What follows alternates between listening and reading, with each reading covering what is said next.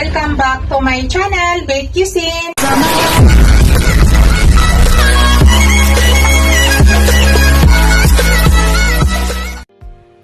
Hello guys, today's video guys ay magluto tayo ng liempo steak. Pero bago natin lutuin guys, i-marinate muna natin yung ating liempo. Ito na po yung aking liempo guys. Nalinis ko na po yan maigi. Yan, ganito kalaki ang cut guys. Ganyan po kalaki ang cut. Nalinis ko na po. Ganun po yung kalaking cut. I-marinate muna natin at ipakita ko sa inyo kung ano yung ingredients nga ilalagay ko dyan sa aking pag-marinate. At malinis na po yung aking kamay guys. Kakamayin ko po. Una pong gawin natin, mayroon po akong bawang. So, lagyan po natin ng bawang. I-massage ko po yung sa bawang guys. Maraming bawang para mas masarap. 2 hours po ang gawin natin pag-marinate nito guys ha.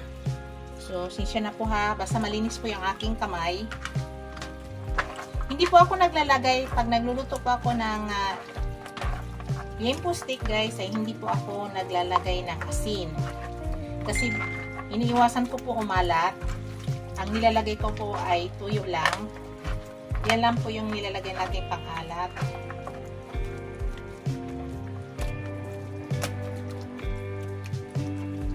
Yan, massage muna natin sa maraming bawang. Yan, massage na natin maigi. Tapos guys, maglagay po ako ng panglasa. Yan po, maglagay tayo ng panglasa.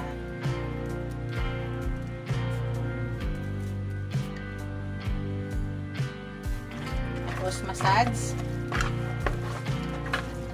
Kaya hindi na po tayo kailangan gumamit ng asin.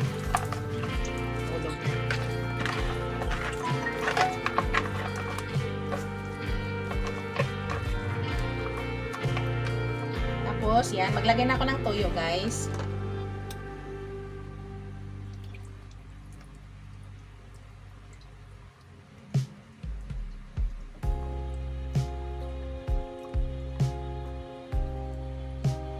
Mas masarap to, guys, pag nababad talaga siya. Pero kahit 2 hours, okay na. Mas masarap pag overnight. So, maglagay ako ng ground black pepper.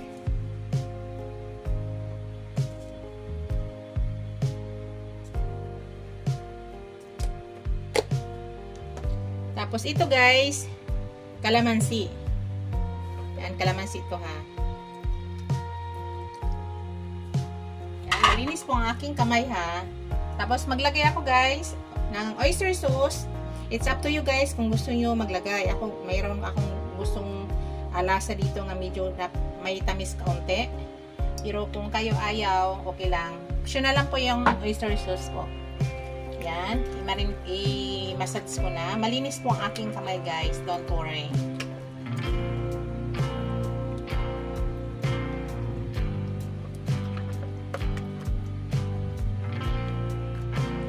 Kailangan mababad siya.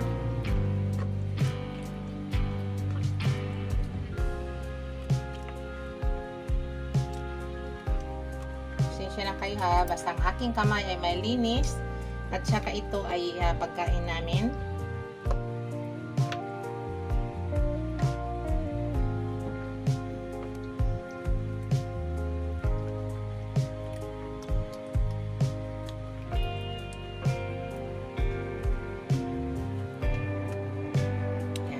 So, yan nga guys. I-marinate muna natin siya ng kahit mga 2 hours bago tayo mag-start sa pagluto. Tapos ito po yung aking ilalagay na mamaya. Maglalagay, gayatin ko lang muna to guys, yung aking mga white onion. Maraming white onion, mas masarap. So yan, ibabad muna natin para kahit paano mag-absorb ang lasa at saka lumambot ang ating meat. Nakakalambot kasi yung pag-marinate guys. Lumalambot po yung nakakatulong po yan na lumambot yung ating meat. So mamaya guys, pakita ko sa inyo.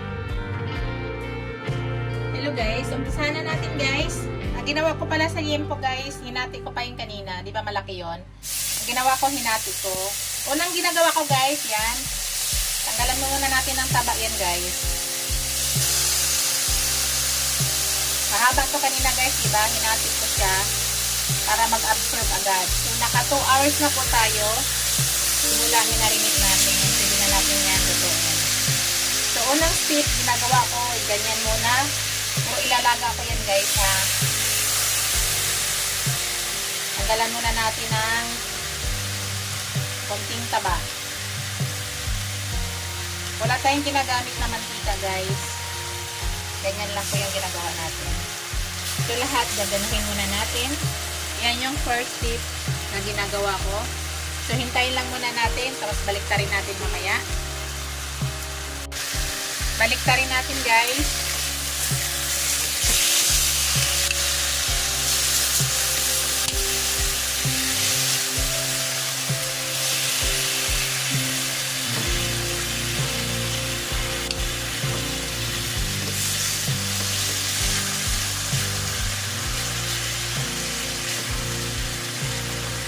Hintayin na lang natin ulit. Baliktarin natin ulit guys. Nakita nyo na lumabas na yung mantika niya. So, bawasan pa rin natin guys para umano yung taba.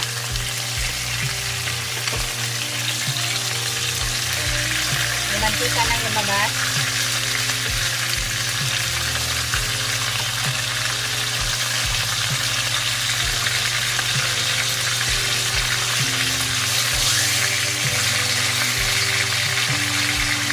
Hintayin lang natin guys. Lahat po, ganuhin natin ang gawin natin. Lahat. Hello guys. Okay na yan guys. I-set aside natin yan. Set aside muna natin.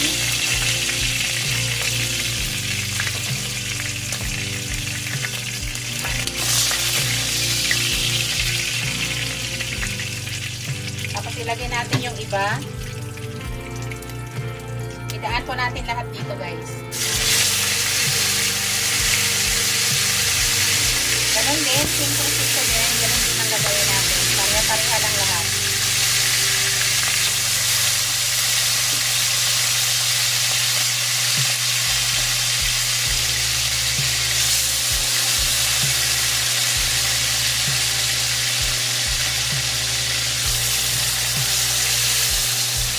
Yan, hintayin din natin guys. Ganon din ang gagawin natin. Hello guys.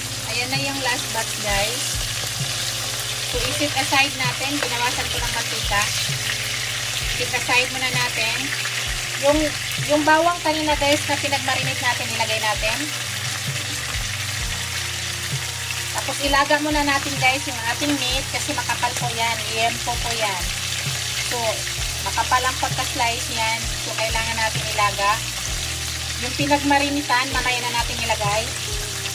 Ilagay tayo ng konting onion.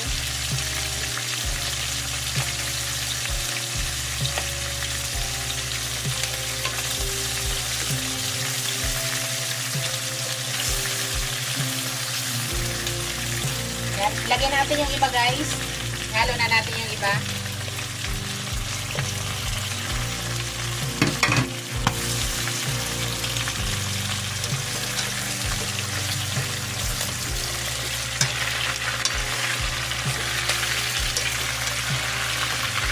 Mamaya yung pinagmarinita natin, ilagay natin. Pero sa ngayon, ilalaga muna natin siya.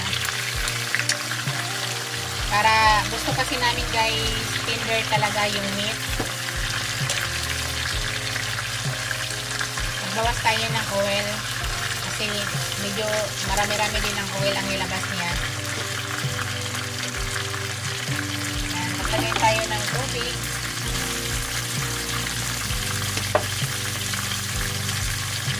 Para ilalaga natin. 2 scoop dito guys. Maliit lang to.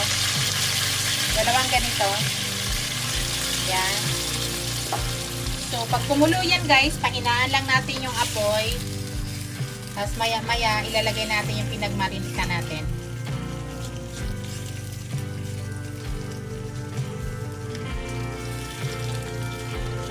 Maya-maya, pag kumulo yan, takpan natin at pahinaan lang natin yung apoy. Shout out pala sa aking mga channel members, sa aking mga subscribers, viewers, silent viewers. Maraming salamat guys sa walang sawang suporta sa aking channel. Thank you sa mga new subscriber ko. Thank you so much. Yan guys, kumulo na. Tatakpan na natin yan. At hayaan lang natin siya, pahinaan lang natin yung apoy. Yan, pakita ko sa inyo mamaya guys. Kailangan lumambot muna yung meat. Hello guys. Ilagay na natin yung pinagmarinita natin. Isama na natin dyan. Para bago mag-absorb talaga. Yan yung pinagmarinita natin. Ihalo na natin yan guys. Para lalong sumarap. Yan. Takpan ulit natin yan. At hayaan po natin, palambutin pa natin yan guys. Pakita ko sa inyo mamaya. Pasarapin pa natin yan. At kailangan malambot na siya. Kasi yan po yung gusto ng aking dalaga. Pakita ko sa inyo mamaya guys. Hello guys. Check natin guys.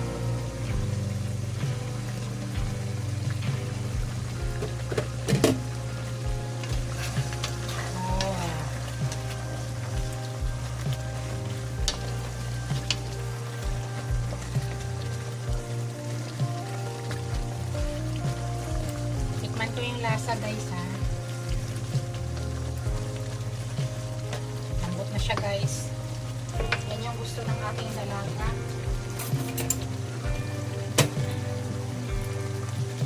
Oh, kita nyo guys, lambot na. Yan. Yan. Pag tinusok mo ay pag ginanyan mo lang baon na agad, sabihin malambot na siya. So, konti na lang yan guys. Lapit na. So, tikman ko siya.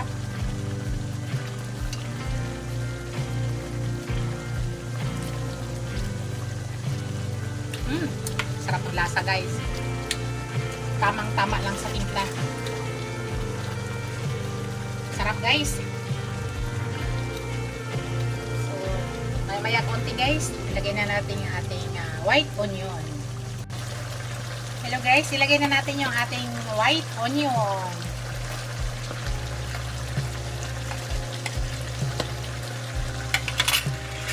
Ayan.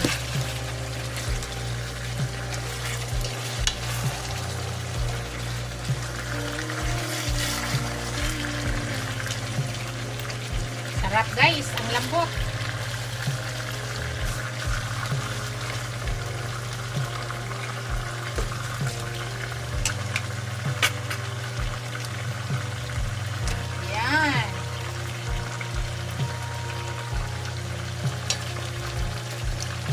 Lutuin lang natin saglit yung onion.